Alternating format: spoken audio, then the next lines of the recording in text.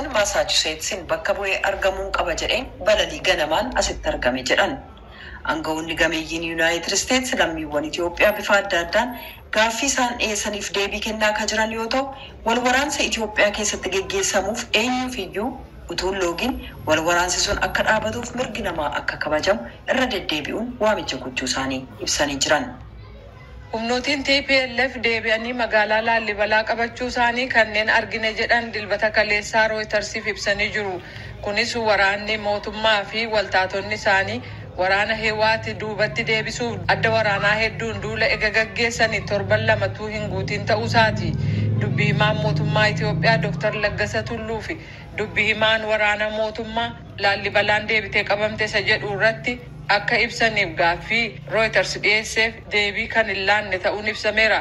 Dubbii himaan TPLF Geetaachoo Raddaas akkasuma deebii hin laanne garuu tiwutarii irratti akka barreessanitti humnootiin keenya baay'ee gaarii hojjetaa jiru jechuu bira darbanii gadi fageenyaan kan dubbatan hin qaban. Namoota ijaan argine jedhan keessaa tokko humnootiin bulchiisa naannoo Amaaraa sanbata darbe galgalaa kaasee Laallibalaa gadhiisaa kan jiran yoo ta'u, warri dhumaa dilbata kaleessaa ganama ba'an jedhu. Fagoorraa dhukaasi dhaga'amaa ka ture yoo ta'u, humnootiin Tigraay dhukaasa tokko malee Laallibalaa qabatan jedhan. Jiraattonni rifaatuun magaalattii keessaa ba'aa akka jiran kunis deebi'ee ta'a jedhanii kan hin yaadne ta'uu namni ijaan arge jedhu Rooytarsiif ibsee jira. Umriin isaanii 69 kan ta'e pirezidaantiin Afrikaa Kibbaa Siriil Ramaphosa dilbata kaleessaa vaayirasii COVID-19 qabamuun beekamee jira.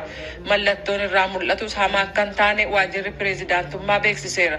Pirezidaanti Ramaphosaan sirna yaadannoo ittaanaa pirezidaantii Afrikaa Kibbaa duraanii kan FW de Klerk kaleessa irratti argamanii ega deebi'anii booda fayyaan kan ittiin dhaga'amne ta'uu ibsi bahee hubachiisee jira. Ramaphosaan haguuggii afaaniif funyaanii kaa'achuun haasawaa sirna kana irratti dhageessisaniin FW de Klerk bara bulchiinsa sabxiqqaalee warra adii sana mariin gaggeeffamu xumuraa akka argatuuf gargaaraniiru jechuudhaan galata dhiyeessanii turan.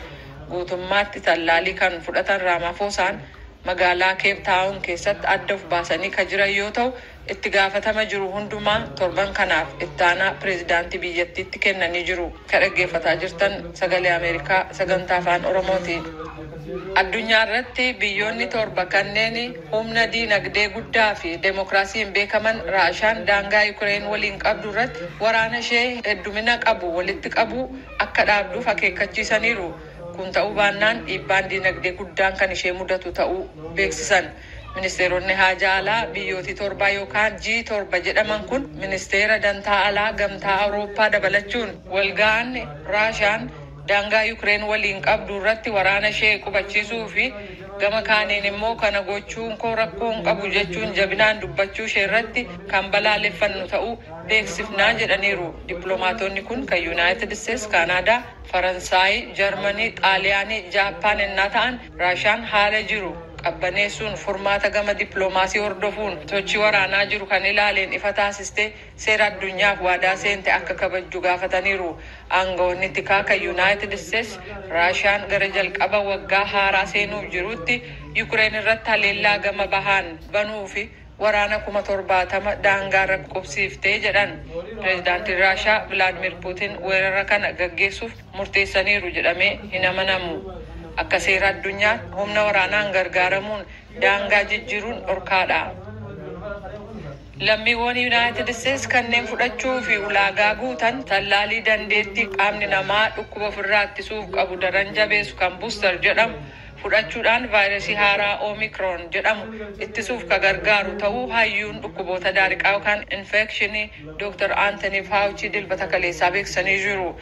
Pirezidaanti Baayideniif gorsaa waa'ee fayyaa ka ta'an Anthony Fauci televiziyoona ABC jedhamuuf akka ibsanitti vaayirasii haaraan tallaaliiwwan marsaa 3 kennamaniin ittisuun ni danda'ama. Lammiiwwan Ameerikaa kanneen miliyoona 202 ta'an guutummaatti tallaalii farra COVID kan argatan yoo ta'u, vaayirasii kana caalaatti yookaan guutummaatti ofirraa ittisuuf tallaalii booster argachuu qabdu ka jedhan Dr. Fauciin humna qaamni dhukkuba ofirraa ittisuuf qabu kana dabaluu danda'uunsaa akkasumas vaayirasii haaraa irratti hojjechuusaa oduu nama jajjabeessuu jedhaniiru. Dilbata kaleessaa kan mirkanaa'e yoo ta'u, kanneen biroo 8 eessa buutee isaanii dhabamee jira jechuudhaan dubbi himaan warshichaa dubbataniiru. Hojjetoota warshaa kanaa kan waliigalaa dhibban baatii muddee keessa kan hin baratamne obomboleettii hamaan kun lafa fageenya kiiloomeetira 365 kan Arkansaa, Illinois, Mississippi, Missouri, Tennessee fi Kentucky dhahee jira. Badiin Kentucky keessatti dhaqqabe bal'ina lafa kiiloomeetira 321 irratti ta'uun ibsamee jira. Oduun keenya kanuma. Isaan gamtaan abbootii gadaa Oromoo beekamtii kana kenneeraa jiran. Obbo Alamaayyoo Haayilee qorataan seenaa fi aadaa Oromoo akka aadaatti abbootiin gadaa beekamtii akkasii kennuu ni danda'u jechuudhaan ibsaniiru. Sahaay Daamtoo dhimma kanarratti gabaasa qopheessite qabdi itti aanee dhiyaata. Gamtaan abbootii gadaa Oromoo muummicha ministeera Itoophiyaa Abiyyi Ahimadiif beekamtii kennuu ibsee jira. Gamtaan kun bu'uura maaliitiin beekamtii kenneef kan jedhu irratti abbootii gadaa fi hayyuu aadaaf seenaa Oromoo haasofsiisneerra. Barreessaan gamtaa abbootii gadaa Oromoo fi abbaan gadaa Tuulamaa Goobana Hoolaa Irreessoo maaliif akka beekamtii kana muummicha ministeera Itoophiyaa Abiyyi Ahimadiif gamtaan kun kenne yeroo ibsan. Akkuma beekamu yeroo ammaa kana keessatti immoo biyyi keenya Itoophiyaan akka rakkina gaaga'ama hamaa waraana waliinii Oduulaan illee lolteewwan waraanni walii wallolan kun badaadha. Waraana kana keessatti immoo Abiy Ahmed dhalataa Oromoo kan ta'e darbee warratee immoo muummee ministeera Itoophiyaa kan ta'e waraana kanarratti yaadanis qaamanis irratti hirmaatee jira. Nama kana immoo waraana irratti hirmaatee eega deebi'ee immoo akka sirna gadaatitti immoo kabaja kennamuufi. Gadaan immoo waraana hin jaalattu. Gadaan dimokiraataa.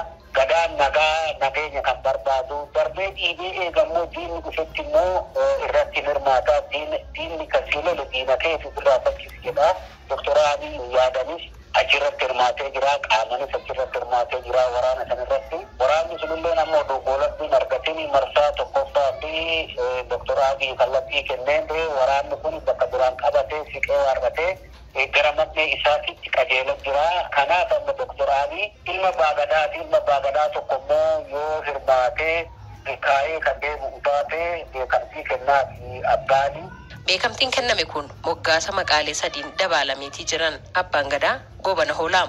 Tokko abbaa gurraachaa kenneefii jira, lammaffaa immoo abbaa malaa kenneefii jira, sadaffaa immoo abbaa biyyaa kenneefii jira. Kun hunduu hiikaa qaba.